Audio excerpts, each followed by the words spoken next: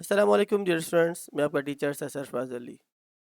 तो मेरे बच्चों, एमडी कैट प्रिपरेशन में आज हम चैप्टर नंबर 3 का दूसरा टॉपिक, इसका नाम है kinetic molecular theory of gases, वो पढ़ेंगे इन डिटेल में इंशाल्लाह।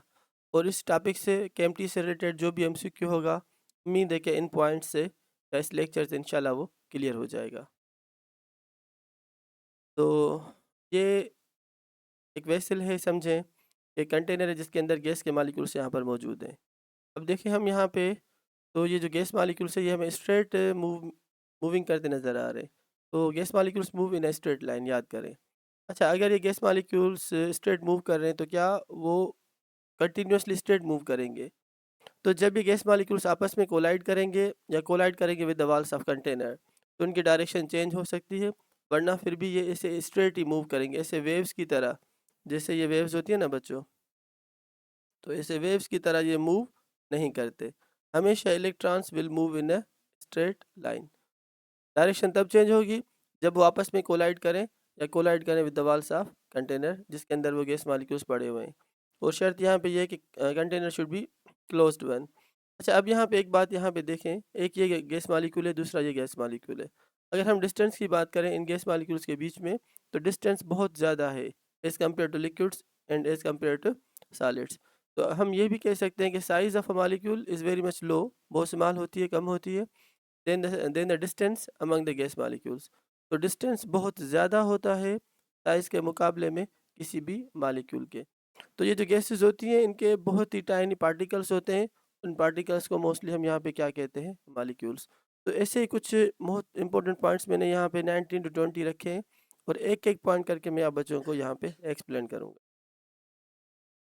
तो टॉपिक ऐसे ही होता है, मोस्टली बुक्स में लिखा हुआ कि पास्टुलेट्स, जिन्हें हम कहते हैं points of KMT, kinetic molecular theory of gases, gases को हम यहाँ पे एक्सप्लेन कर रहे हैं।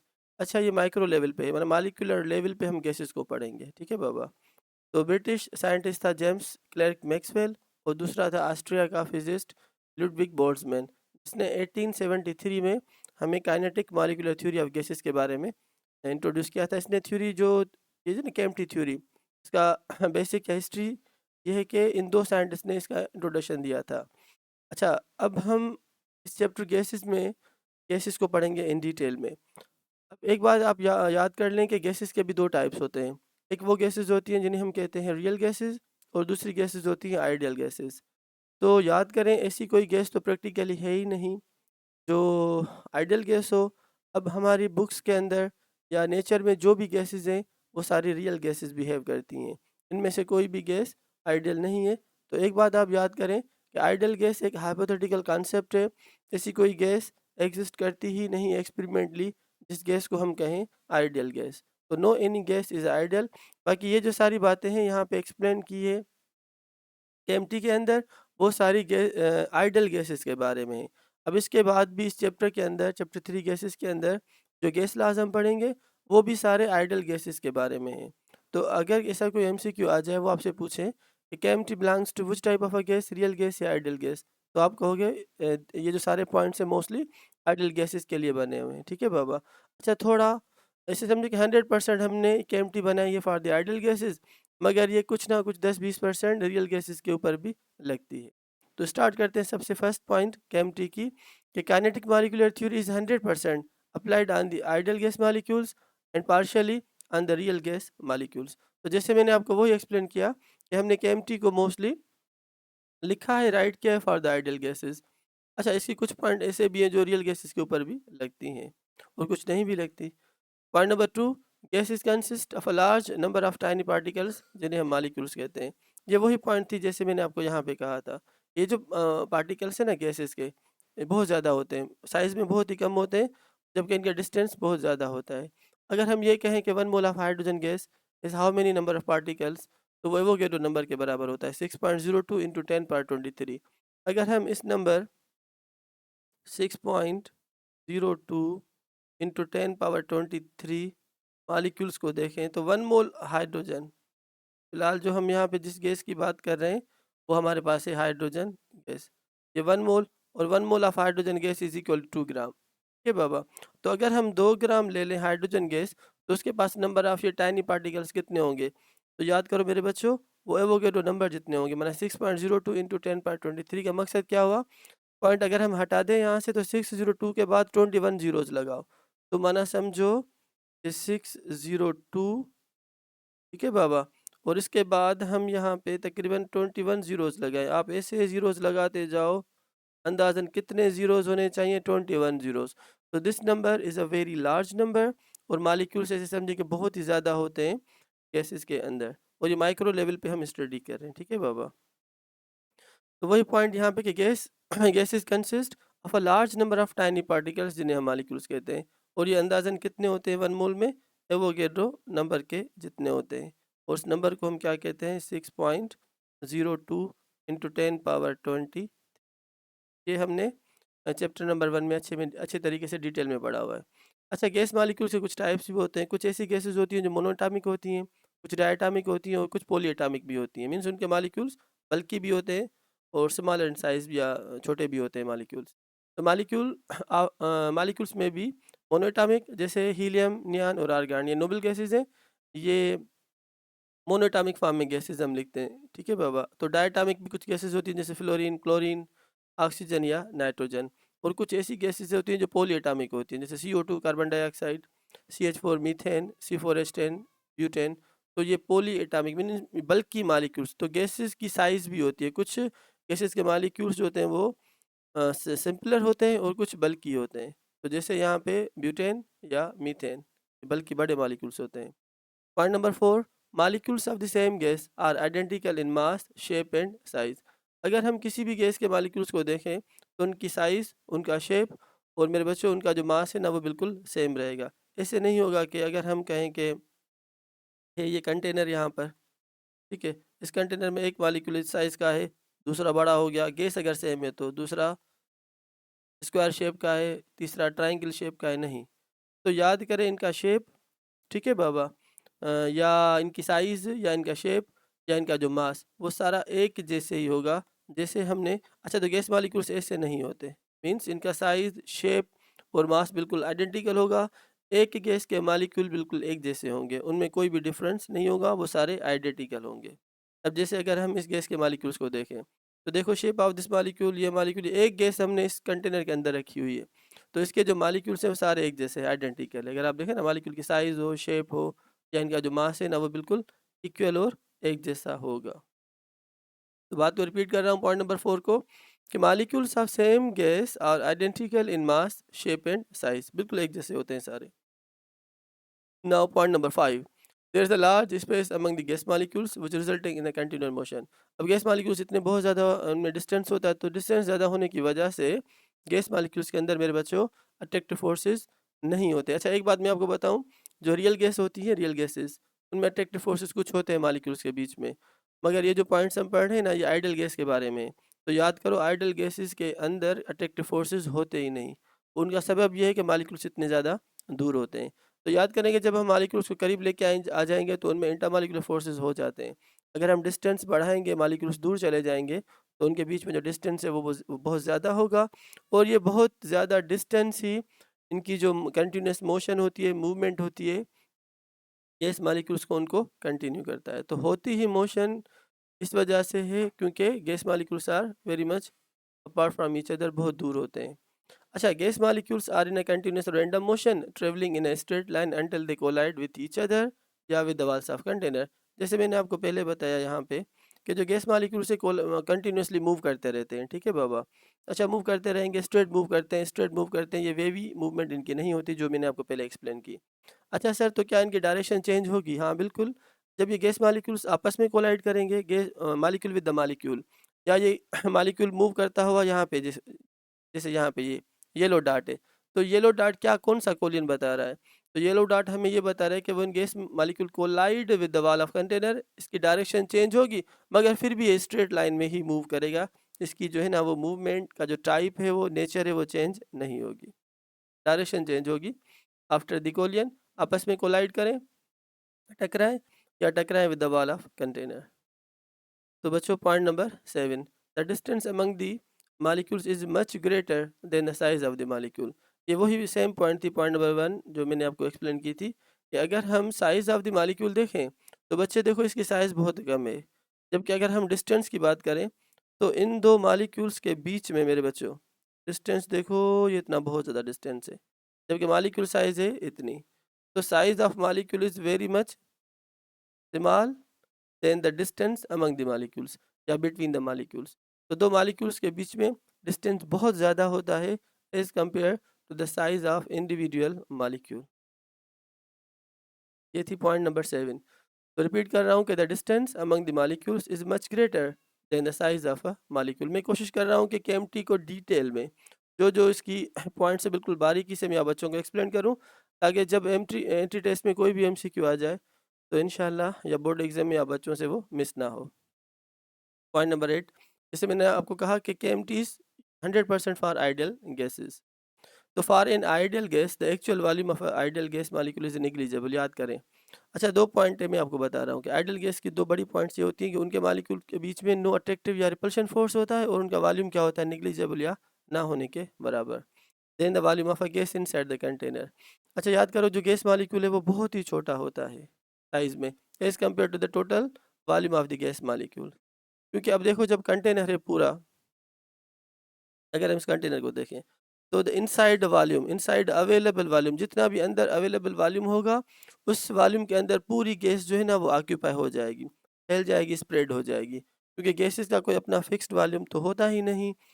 Gases will take the volume of their container. तो याद करें, इस कंटेनर के अंदर जितना भी अवेलेबल वॉल्यूम होगा वो हो जाएगा वॉल्यूम ऑफ द गैसेस। हाँ, अगर हम ये करें, इन सब गैसेस को कंप्रेस करें, मालिक्यूल्स को कंप्रेस करके एक कोने में लेकर आए, तो वहाँ से हम देखेंगे the volume of the gas molecules is negligible as compared to the total available volume inside the container। तो रिपीट कर रहा हूँ इसी पॉइंट को कि for in ideal gas the actual volume of ideal gas molecules is negligible, ना होने के बराबर। and then the volume of a gas inside the container because the available volume inside the container will be the volume of a gas। वही बात मैंने आपको explain की कि याद करो कि दो किस्म के कोलियंट्स होते हैं अमंग द मॉलिक्यूल्स। एक होता है आपस में, गैस मॉलिक्यूल जब आपस में कोलाइड करते हैं, और दूसरा इनका कोलियन होता है, टक्कर होता है with the wall of the container. ठीक है बाबा। अच्छा, अब यहाँ पे भी वही चीज़ रिपीट हो रही है, गैस मॉलिक्यूल्स आपस में कोलाइड कर रहे हैं और स्ट्रेट ये मूव कर रहे हैं यहाँ पर। पॉइंट नंबर 9 कि there is no force of attraction और repulsion among the ideal gas molecules at normal temperature pressure. अच्छा, ये कंडीशन मैंने यहाँ पे खुद लिखी है। अगर मैं यहाँ पे लिख दूँ कि there is no force of attraction repulsion among the ideal molecule, वो भी सही है, मगर हम रियल को अगर हम कंपेयर करें तो आगे हम इस चीज़ को यहाँ पे एक्सप्लेन करेंगे कि अगर हम नॉर्मल टेम्परेचर और प्रेशर रखें तो आइडियल गैस के मॉलिक्यूल्स में क्या होता है मेरे बच्चों, नो फोर्स ऑफ अट्रैक्शन या नो फोर्स ऑफ रिपल्शन। ना ही वो मॉलिक्यूल्स अट्रैक्ट करते हैं ना रिपेल करते हैं, हर मॉलिक्यूल इंडिपेंडेंटली फील करता है, मतलब एक मॉलिक्यूल का दूसरे मॉलिक्यूल के ऊपर कोई असर होता ही नहीं, कोई डिस्टर्बेंस होती नहीं, बिल्कुल आज़ाद है। एवरी मॉलिक्यूल फील्स फ्री, बिल्कुल आज़ाद होता है वो। तो ये पॉइंट बहुत इंपॉर्टेंट है, याद करें कि जो आइडियल गैसेस होती हैं उनके मॉलिक्यूल्स के अंदर कोई अट्रैक्टिव फोर्स या रिपल्शन का फोर्स नहीं होता, इसीलिए each molecule act as the quite independently. तो हर मॉलिक्यूल बिल्कुल आज़ाद होता है, एक मॉलिक्यूल दूसरे मॉलिक्यूल को अफेक्ट नहीं करता। Point number 11, gas molecules occupy negligible volume as compare to the total volume of the gas in the container. जैसे मैंने आपको कहा ना, अगर हम गैस को किसी भी कंटेनर के अंदर रखें तो जितना भी इसके अंदर अवेलेबल वॉल्यूम होगा कंटेनर के अंदर, that will be the volume of a gas. तो हम ये पढ़ते हैं कि available volume inside the container will be the volume of a gas, जबकि इस गैस का खुद अपना वॉल्यूम कितना होगा अंदाजन ये। तो याद करो कि volume of a gas is negligible, बहुत कम होता है as compare to the total volume of the container. Clear? ये पॉइंट है यहाँ पे।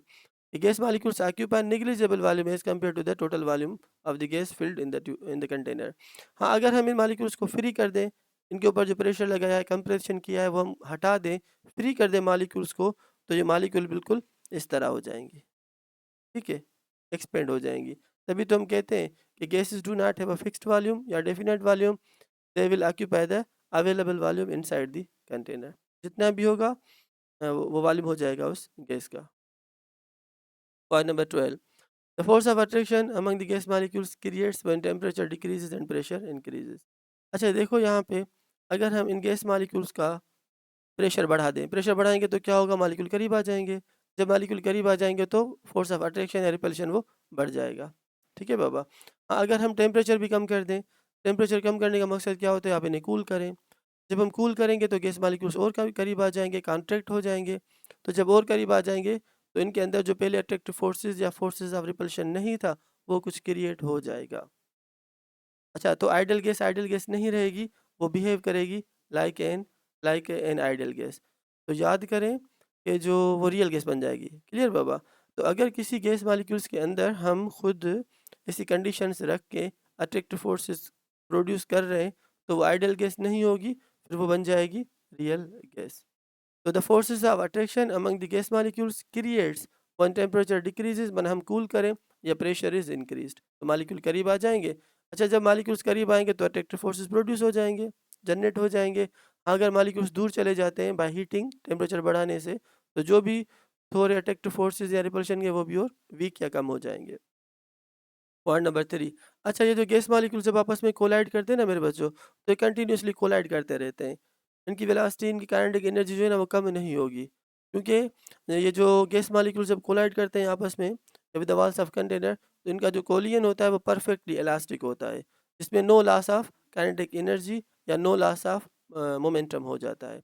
तो देयर याद करें, the type of collision among the gas molecules is a dash, elastic या इनइलास्टिक। तो आप कहोगे इलास्टिक कोलियन, और इलास्टिक कोलियन से क्या होता है, ऐसा कोलियन ऑफ द मॉलिक्यूल्स जिसमें no loss of kinetic energy या मोमेंटम हो, and momentum before and after collision will remain same. So all the collisions among the gas molecules are with the walls of container are perfectly elastic in nature, means no loss of kinetic energy or momentum takes place.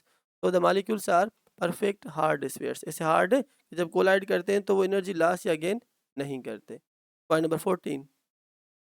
अच्छा, जब गैस molecules आपस में collide करते हैं inside the container, अगर हम यहाँ पे देखें तो देखो बच्चों, अगर ये गैस मॉलिक्यूल्स आपस में कोलाइड कर रहे हैं तो फ्री मूवमेंट यहाँ पर है, देखें। तो जब गैस मॉलिक्यूल्स कोलाइड कर रहे हैं या तो आपस में कोलाइड करेंगे या with the wall of container, तो याद करें एक पॉइंट बहुत इंपॉर्टेंट है जो हम आगे प्रेशर में भी पढ़ेंगे, क्योंकि P is equal to F upon A, force per unit area.